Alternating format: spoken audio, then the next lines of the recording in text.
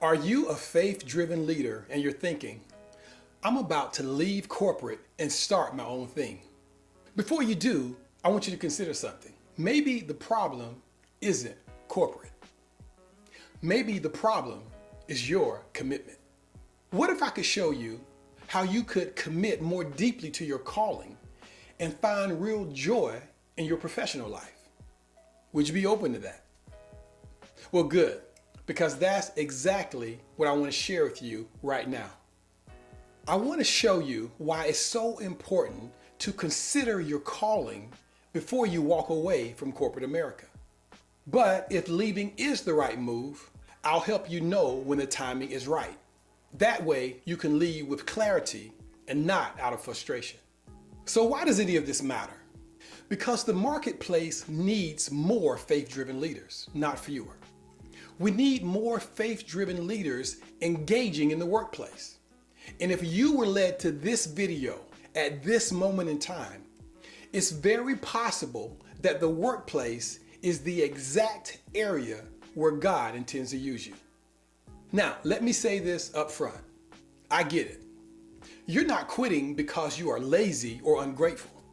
You might be worn out. You might not feel seen. You might not be growing the way you had hoped, whether that's financially or in scope or responsibility. But here's what I've learned.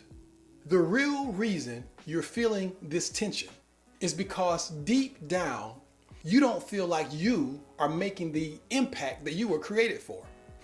Now, I can hear somebody saying right now, no, I just want more money. Nope, it's not about more money. And I'll show you why. In fact, I've got a free resource in the description to help you get clear on what it's really about. But here's the truth. When your impact feels small or misaligned, everything else, money, burnout, the politics, it all starts to pile up. But here's my big idea. The deeper your commitment to your calling, the stronger your connection to your impact and the joy that you were made for. And that's the result that I want to drive for in this video. How do you find more joy in your work? And I believe it's connected to your calling. So what is a calling? Well, I define it like this. A calling is a spiritual phenomenon where a person realizes that their life is about more than themselves. It's an insight. It's a sense of direction. It's a purpose that drives everything else. All right, so here's where I want to take you next. I said earlier that the problem might not be corporate. It might be your commitment to your calling. And I stand by that because when you become calling conscious, you know who you're called to reach and why you're showing up every day. It changes the way that you experience your work.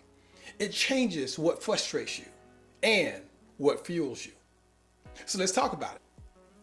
There are 5 big reasons that I see faith-driven leaders like you thinking about leaving corporate. And I want to walk you through each one of them.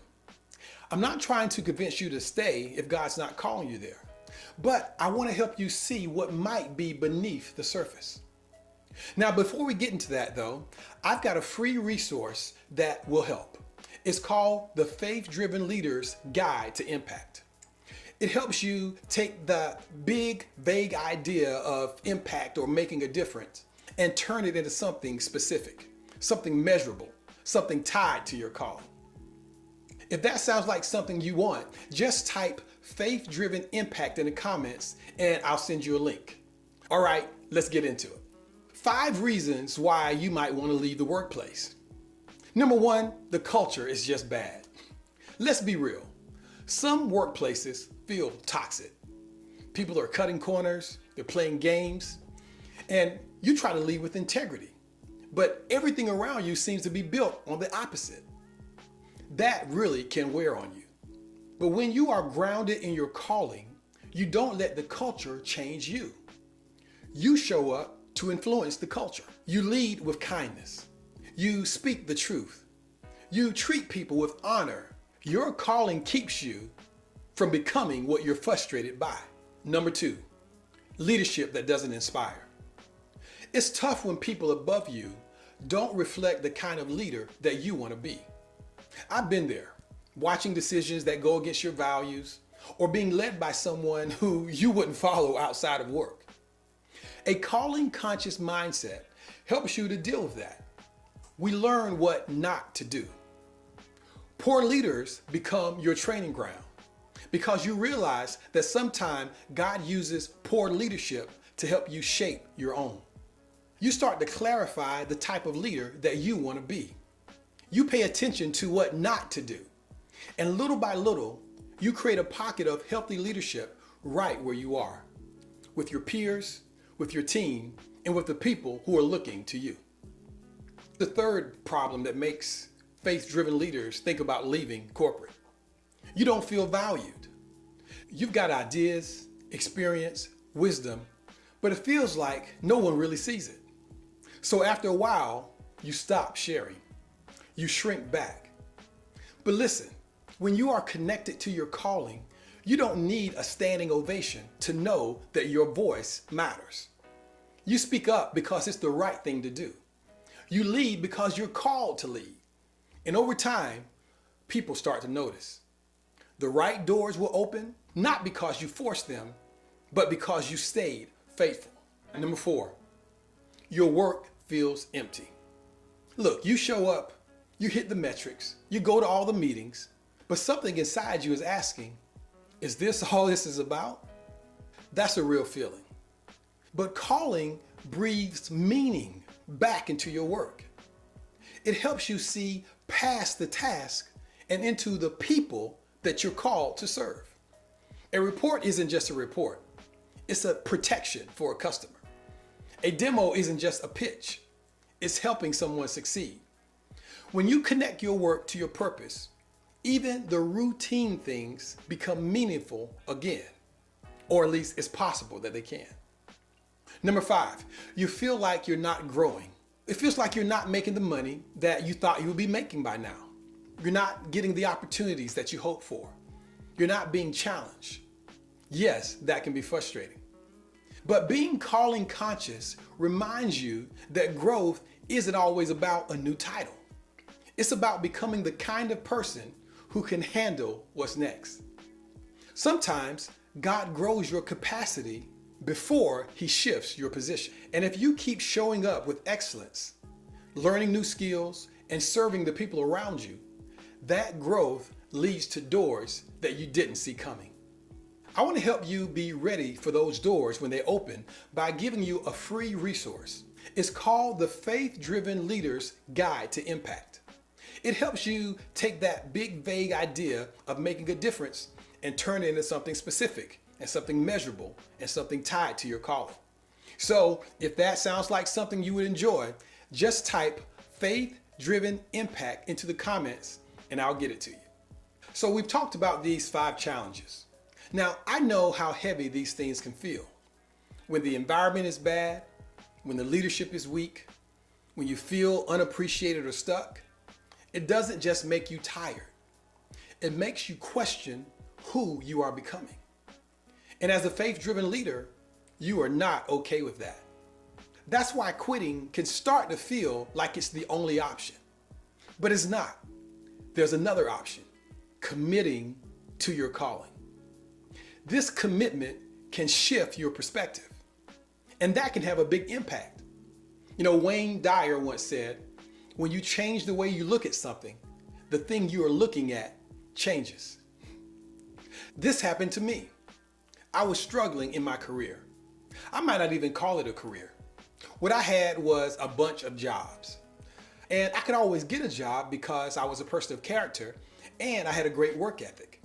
But I could never break through to that next level of leadership and responsibility. And then my frustration was compounded because I knew I was a good leader. You see, outside of work, my ministry life was thriving. I've been serving in ministry for over 2 decades. I was an ordained minister. I had been ordained as a deacon and an elder. And at this time, I didn't know it, but I was on my way to being ordained as a pastor. So I knew I had something to offer.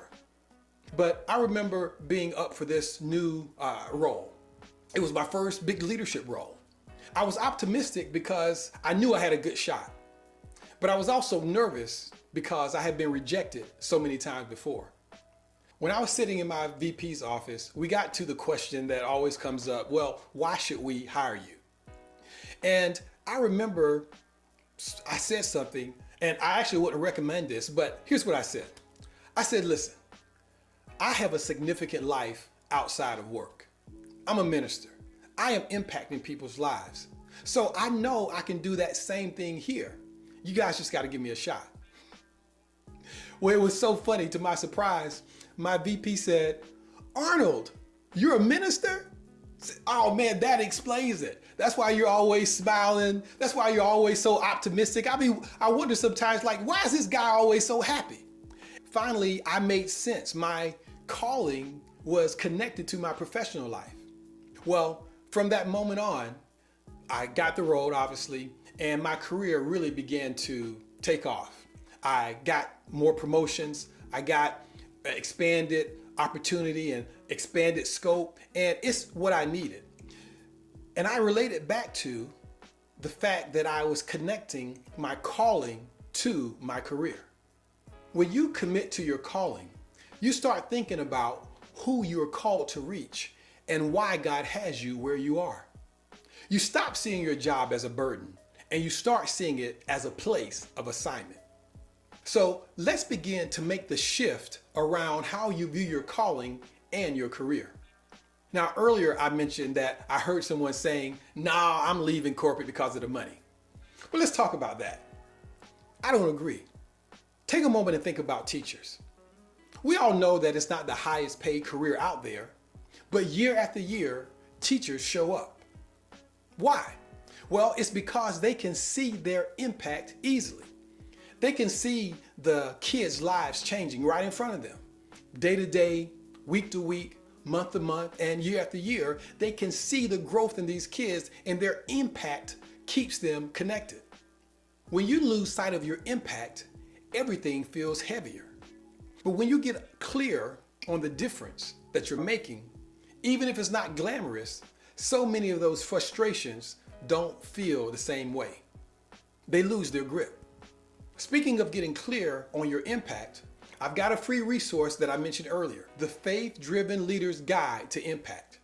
This isn't just about feeling better about your work. It's about identifying the specific ways that you are already making a difference that you might not even see. When you can name your impact, you can expand it. And when you can expand it, everything changes. Your confidence, your influence, even how others see your value. So just type faith-driven impact in the comments and I'll send it over. You have to remind yourself that you didn't just choose your profession blindly, even if you did.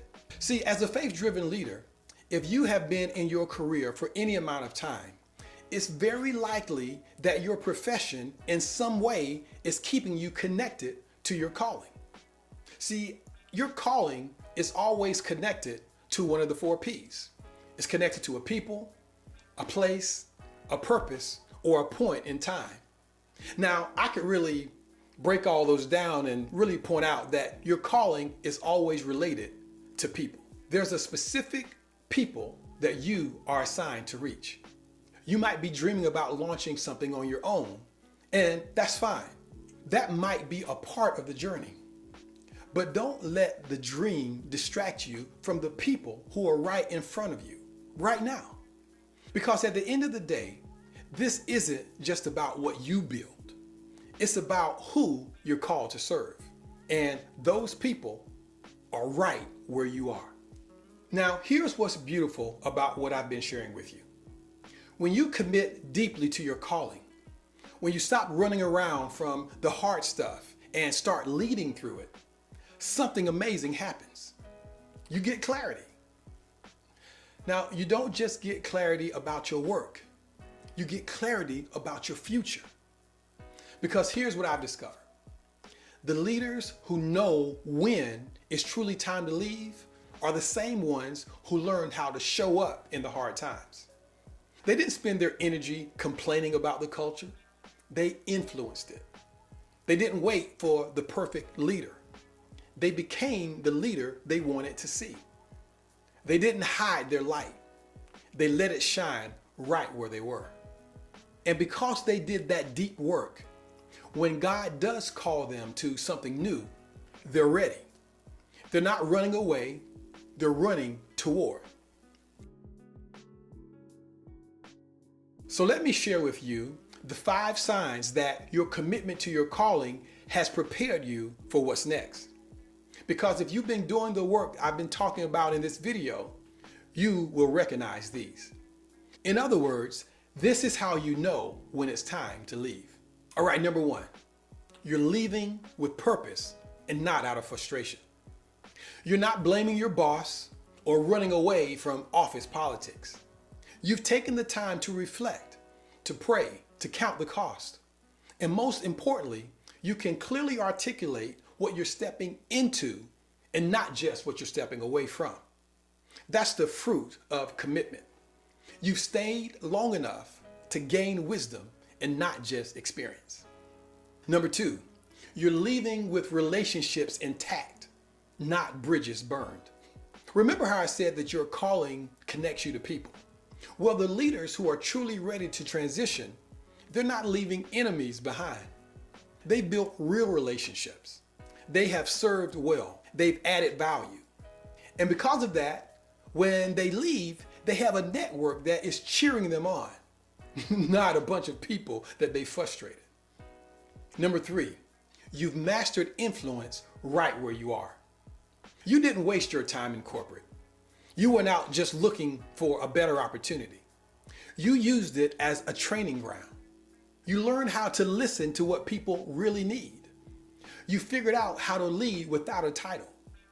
You discovered how to create positive change even in imperfect systems. And we know that's what corporate America is.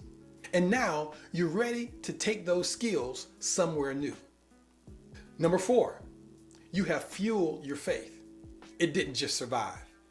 In other words, you're not leaving because you're spiritually empty and you just can't take it anymore. You're leaving because you are filled, and now you're ready to pour out into a new space. You didn't just endure your workspace. You found ways to worship through your work. You didn't just tolerate difficult people.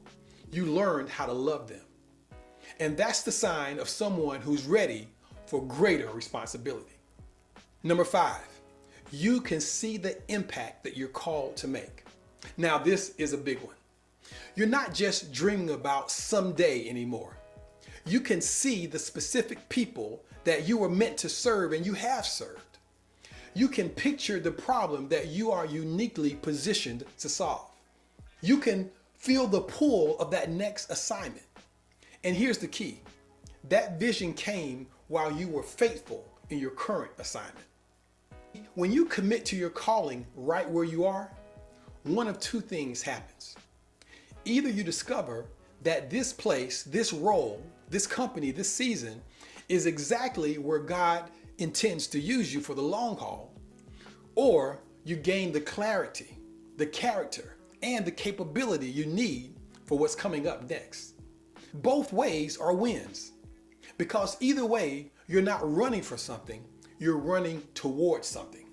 You're running towards the fullness of who you are called to be. And that's why I created the Faith-Driven Leader's Guide to Impact.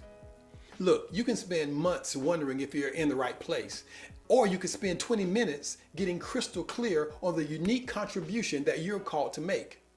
This guide walks you through a simple process to identify not just what you do, but why it really matters, and how to communicate that in a way to yourself that opens doors that you didn't even know existed. So type Faith-Driven Impact in the comments and I'll get you the guide. So if you're still here and you're watching this and you're thinking, I want to leave corporate, I want to ask you, have you committed to your calling right where you are right now? Because if you haven't, then leaving will not solve your problem. It'll just change your address. But if you have, if you've done the deep work of discovering your calling and living it out right where you are, that's when it's time to leave. You won't have to wonder, you'll know. And you won't leave sick. you'll launch strong. So what's the next step? Here's what I want you to do right now. Instead of planning your exit strategy, plan your impact strategy. Grab my guide, The Faith-Driven Leader's Guide to Impact, and I'll send it on your way. Because whether you're called to stay for 20 more years or leave in 20 days, your calling matters right now. Your impact is needed right now. And the marketplace needs you showing up fully right now. Don't wait until you leave to become the leader that you're called to be. Become that leader now and watch what God does through your commitment. I'm Coach Arnold, and I'm called to encourage faith-driven leaders.